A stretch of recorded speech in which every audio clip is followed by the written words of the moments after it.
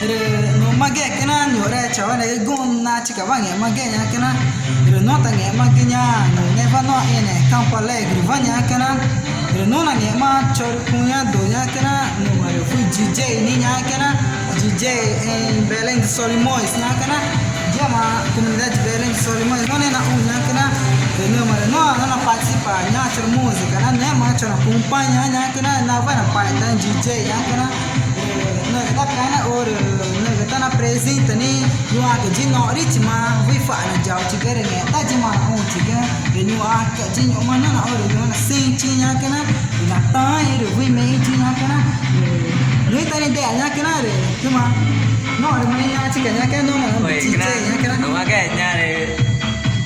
jau ne ka pe tri mo cha re nya kana re kana ka cha no cha mu tre va ve no cha mo tre cha kwa no cha que nó là mồi và cái này thì nó chỉ cái mồi chặt té chặt cả nghe mà cái đi gào xong chặt cái là nó chặt mồi như này là nó tài chuyện cả nha ta tao ta là ta mà cái gì nhá cái này mày đi là mẹ nó chỉ cái này cái té chặt a tôi nó nhẹ cũng chặt mẹ cũng cho nó nhẹ cũng cho nó nhẹ đi chặt a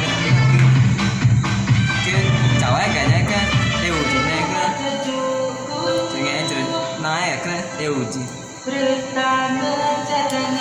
Comunidade. Rengen ni ya kana mata ini ke ya kana re comunidade Belém de Solimões mana que ni ya kana re teng re na ke o gore mare vi me ji ya kana na mare na participa tore nge ma gere tama vui gona nge ma ya kana yore chawa ne ki java nge ma ke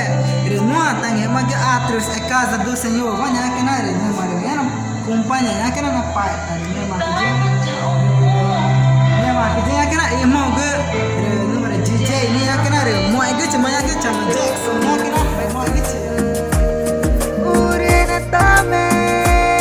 go kinge